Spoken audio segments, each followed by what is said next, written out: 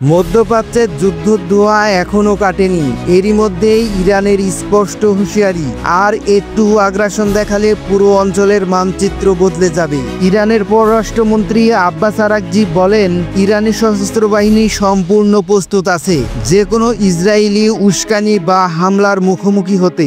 ভেনেজুয়েলার পররাষ্ট্রমন্ত্রী ইভান গিলকিংকরের সাথে ফোন আলাপে এমনটাই জানান ইরানের পররাষ্ট্রমন্ত্রী আব্বাস আরাকচি। এই আলোচনায় আরাকচি শুধু বন্ধুত্বের বার্তা দেননি, বরং যুক্তরাষ্ট্র ইসরায়েলের যৌথ আগ্রাসনের বিরুদ্ধে তীব্র নিন্দা জানান।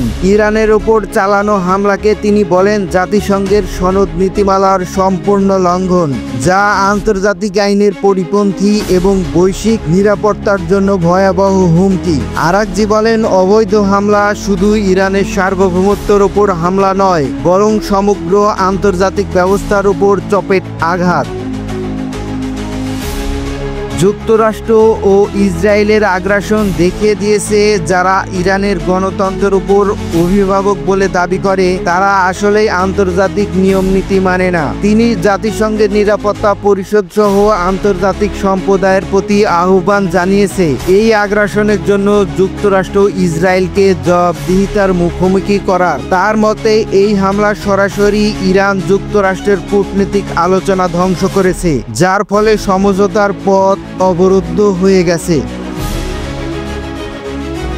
তবে একে শুধু কূটনীতিক পরাজয় বলে থেমে থাকতে নারাজ ইরান। আরাকচি স্পষ্ট ঘোষণা, ইরানের সশস্ত্র বাহিনী 12 দিনের দেশপ্রেমিক প্রতিরোধে যা প্রমাণ করেছে তা হলো ইসরায়েল বা তাদের মিত্রদের কোনো রকম দুঃসাহসিকতার জবাব আমরা দিতে প্রস্তুত সর্বশক্তি দিয়ে। ইরানের এই ঘোষণার পিছনে শুধু সামরিক বার্তা নয়, রয়েছে কৌশলগত অবস্থান জানানোর স্পষ্ট উদ্দেশ্য।